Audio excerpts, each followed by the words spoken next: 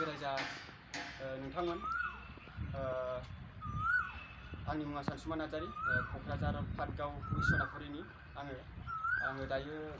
Kokrajhar secretary office याव आङो दा पार्कल खालामफैदों आङो साइकेलजों फैनानै आङो देग्लाय मेट्रिक होदों दायो मेट्रिक रिजाल्ट मोनथ'वाखै सप्तासेनि गेजेरावनो मोनसिगोन बैसागु बायब्लानो आङो बे पार्कलखौहाय उन्दै समनिफ्रायनो सोलोंबोदों आङो क्लास 2-3 निफ्रायनो बिदिनो गोजौ लेभेलाव थांगोन खोमा बा माबा मोनसे चान्स मोनगोन खोमा होननानै आङो उन्दै समनिफ्रायनो दासिमहाय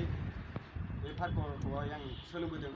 न'आवहाय माने जोंहा बिराद उसुबिदा मानो होनबा जोंहा न'खराव बिराद उसुबिदा हा हु गैया बिराद खस्थ' मस्थ'सो मावनानै जायो आङो बिदिनो मेट्रिक पास जानानै माबा मोनसे चान्स मोनगोन खोमा बा गोजौ लेभेलाव थांगोन खोमा होननानै आङो बे पार्कलखौहाय मोनसे आंनि थांखिजों आङो दासिम होसोबोनाय जादों जाहाथे जोंनि गिदिर गोलाव सार मेडाम मोना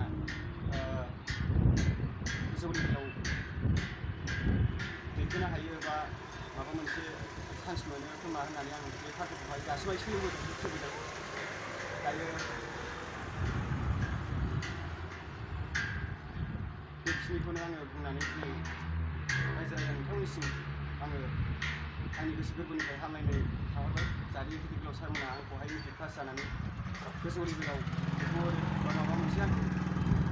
खामानिफ्राव होयो होननानै आङो आंनि गोसो गोरबोनिफ्राय जोंनि सार गिदिर गोलाव सारमोनखौ आङो आंनि गोसो गोरबोनिफ्राय खुलुमहरनाय जाबाय।